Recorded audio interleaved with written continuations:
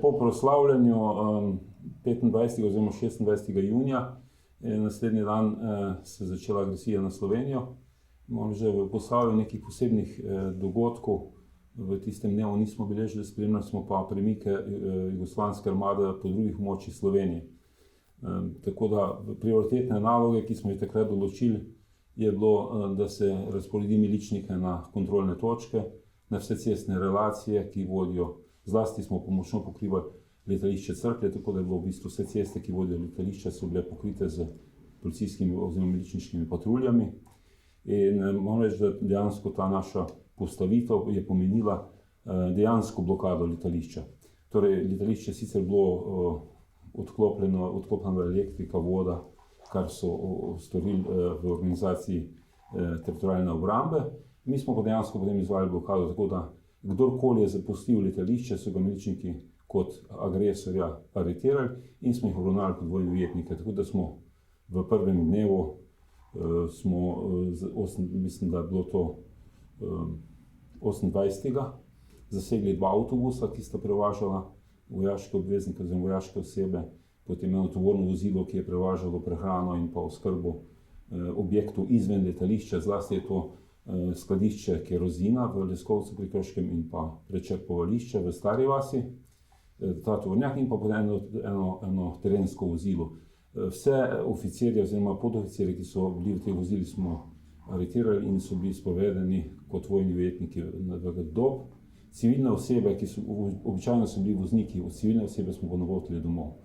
Naslednja zadeva, ki je potekala tudi 27.6., je bil klic komandirja postaje Mece Brežice, da naj se zglasim na postaji, da je tam se zglasil upokojeni pilot Jože Butera, ki bi želel z menoj govoriti.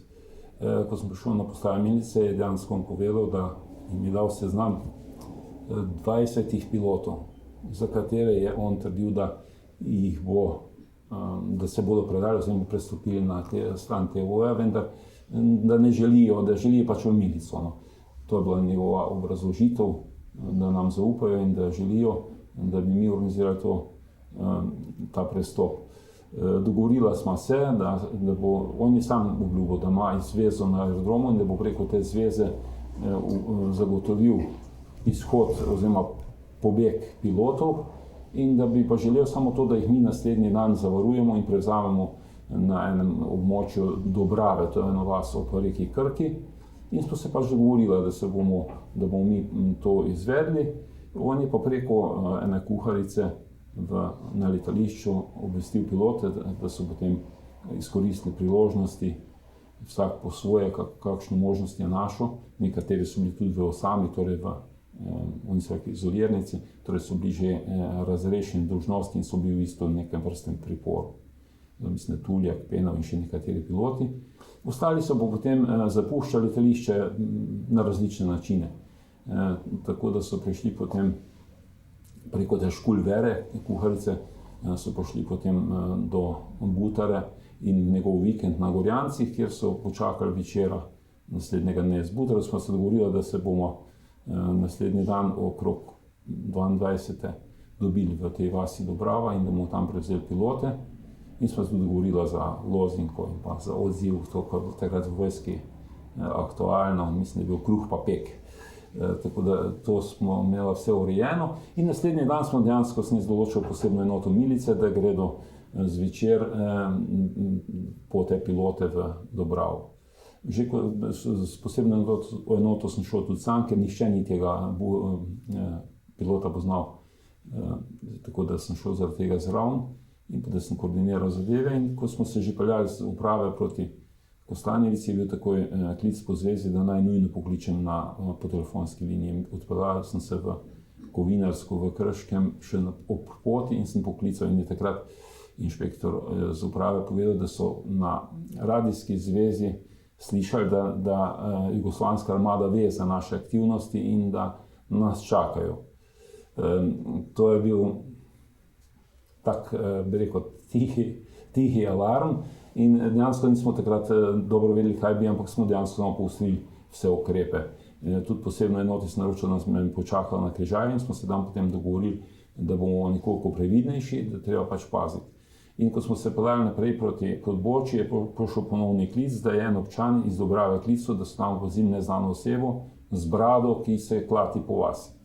Butara ni imel brade, torej neka ni Butara, ki ga verjetno ne bi poznali domačini, in je bil še en signal, da nekaj ni v redu. Ko smo prišli preko mostu, preko Krke, smo zaslišali, ko smo se ustavili ob pokopališču, smo zaslišali zvok tovornih vozil. Takrat prometa ni bilo, takrat so ljudje bili doma, nihče se ni vozil, slišali smo v bistvu eno kolono vozil. Takrat so miličniki zasedli položaj okrog pokopališča. Zdaj smo pa z enim rezervnim miličnikom, ki je vozil, smo šla proti mostu in smo tam pri mostu čakali, kdo se bo pripravljal. So se dejansko pripeljali z tovornimi vozili SMB, torej vojaškimi tovornimi vozili, pripadniki teritorialne obrambe. Sreči, da smo pravočasno ugotovili, sicer bi lahko prišlo tudi do kakšnega incidenta oziroma medsebojnega spopada. To so bili ti signali, ampak kljub temu smo potem šli v vas Dobravo, v Šutno, vendar smo enostavno iskal Butaro, zvez ni bilo, mobitelov ni bilo in jaz ga nisem našel, in potem so pa spemo sporočili, da so dobili enega človeka, ki se izdaja za Butaro. Mislim, da je bil takrat poveljnik ene skupine, ki je bil malo bolj nezaupljiv, in tako da sta imela malo z Butarom malo težav, ampak kljub temu je potem on pripeljal teh 7 pilotov, ne 20, ni uspel jih več, ni uspelo pobegniti, 7 pilotov, pripeljali smo jih pripeljali zvečer okrog 22 ure na upravo za notranje zadeve.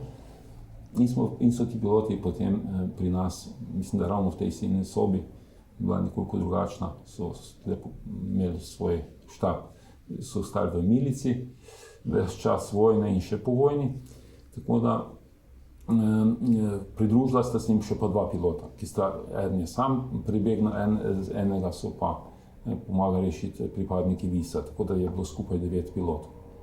30. je prišlo do alarma za zračni napad in smo se takrat skupaj vsi s piloti umaknili na rezervno lokacijo UNZ Krško v Brestanico.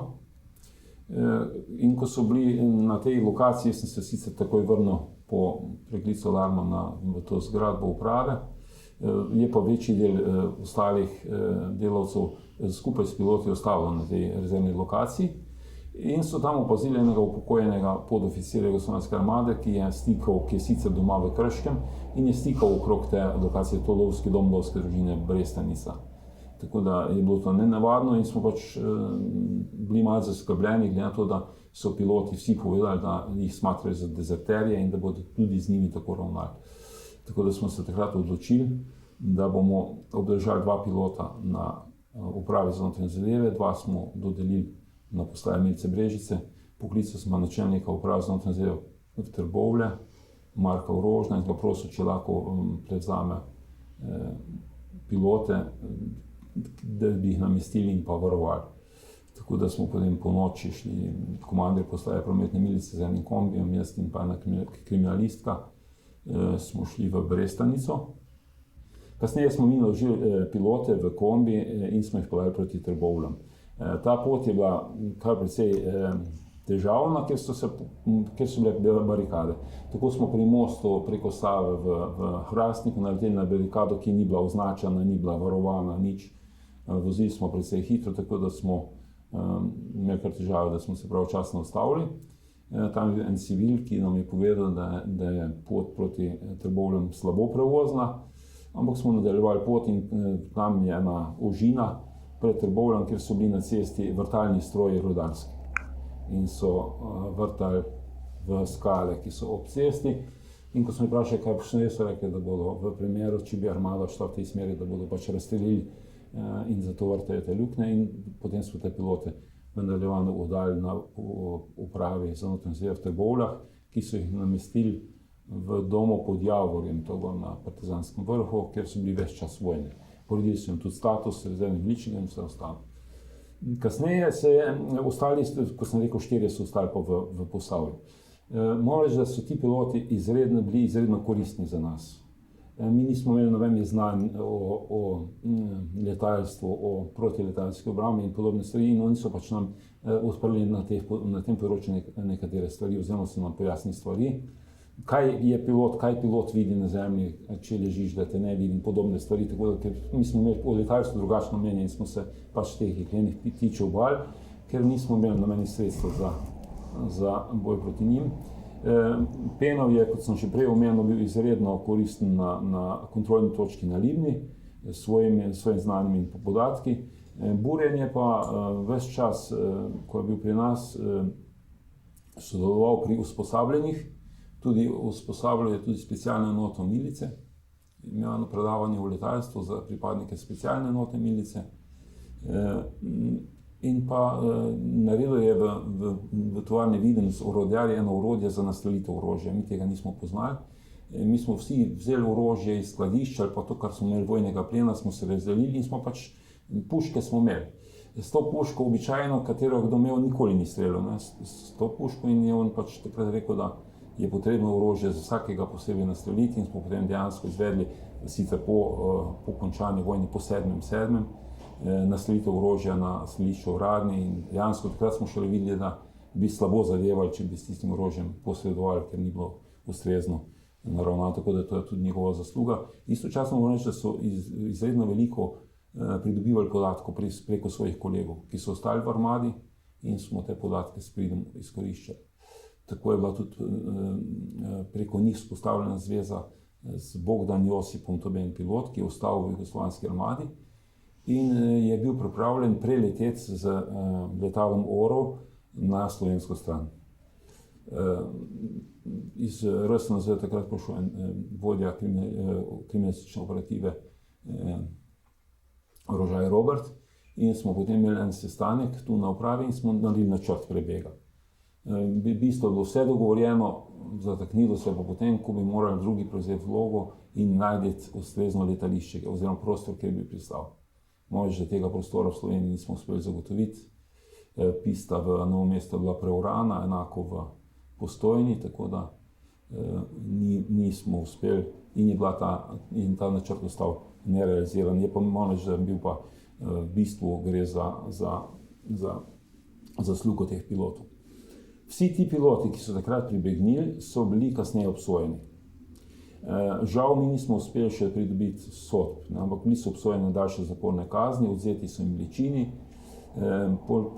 Mislim, da nekje okrog leta 1999 je bila abolicija, tako da v njih danes nimajo več nobenih težav, lahko potujejo in obiskujejo svoje kolege, ki jih imajo na območju bivše Jugoslavije.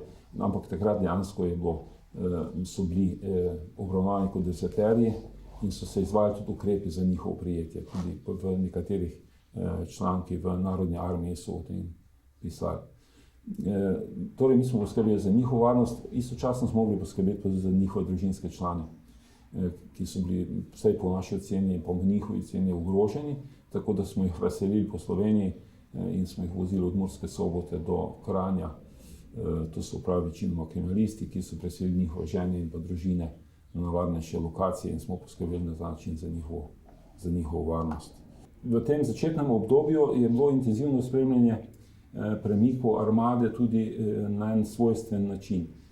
Eden od miličnih Medvešček Friderik je samoiniciativno, ker je bil razporejen v intervencijsko skupino za nuklearko. Mi smo imeli posebno enoto oziroma posebno skupino ljudi, ki je skrbela za varnost nuklearne elektrarne in smo imenovali pač intervencijska skupina in se gibala v neposredni bližini vedno nuklearne elektrarne in v sodelovanju z varnostno službo skrbela za njeno varnost. In je on samoiniciativno na Libni našel prostor, s katerega se odlično vidi, to je en hrib nad Krškim, s katerega se odlično vidi letališče in je tam potem on z tega medčasne službe opazoval, ker se vidi tudi nuklearka, tako da je opazoval in nuklearko in letališče in začel sporočati. Ko sem je zato 28.6. izvedel, bilo je sicer to pod enim kozolcem na prostem, brez kakršnekoli tehnike, jaz bi rekel na primitiven način. Smo potem organizirali boljšo lokacijo, smo dobili od enega lastnika vikend hišo na razpolago, nam je dal celoten objekt na razpolago in smo v tem objektu potem izvajali to observacijo letališča. Sposodil sem si en teleobjektiv, malo boljši za možnost slikanja, potem daljnogled z 20-kratno povečavo. In poklical sem takrat na RSNZ Kupnik Draga, da naj na vodovodni pridobi iz skladišča. Jaz sem sicer bil po VES-u, po vojaški usposobljenosti vezisti, in sem vedel, da obstajajo na vodovodni radijske postaje, ki med drugim pokrivajo tudi frekvence, ki jih uporablja Jugoslovanska armada. Kljub temu nam teh sredstev niso zagotovili, da jih pač nimajo. Tako da sem se potem povezal z tem Butaro, upokojenim pilotom, ki se je odpeljal v Torino in v Torino za lastni denar kupil radijsko postajo, je pripeljal sem in smo potem dali na razpolago tej skupini, ki je upravljala observacijo na Libni. V to skupino smo razporedili tudi pribeglega pilota Penov Marjana, ki je dober poznavalec vojaške doktrine, oziroma bil je tudi izvidnik v letalstvu, torej pilot, kot zanimivost, edini zmagovalec Top Guna iz Jugoslovanske armade, torej dober pilot. On je pa, ko je pribegnil iz armade, prinesel s sabo pogovornik tajnih imen in pa frekvence armade. In na podlagi tega smo potem z Libne preko te radijske postaje spremljali celoten radijski promet letalstva. Od Pule, Bihaća, Zagreba, torej vseh teh letališč.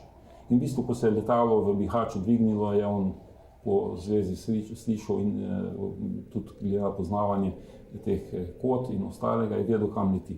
Tako da smo o tem sproti obveščali tako RSNZ kot koordinacijsko skupino v Novem mestu. In malo že to izredno učinkovito delovalo ves čas vojne, potem se je pa nadaljevalo po vojni še za varovanje daljnovodov zaradi diverzij na daljnovode. Je Penov po glasu poznal večino pilotov in je tudi povedal, kater pilot, kater avion pilotira, tako da so bili ti podatki tudi izrednega pomena. Tako da v kasnejšem obdobju smo spremljali tudi prelete nad Hrvaško, ko so se začele agresije nad Hrvaško, in tudi je bilo dokumentirano, sicer primitivno, z enim magnetofonom, ker sredstev nismo imeli, smo snemali te pogovore in ti posnetki so v arhivu. Nekateri so celo zanimivi, vendar tisti najbolj zanimivi iz začetnega obdobja niso ohranjeni, ker nismo imeli zadostnega števila kaset. Banalna zadeva, in so se kasete presnemavale.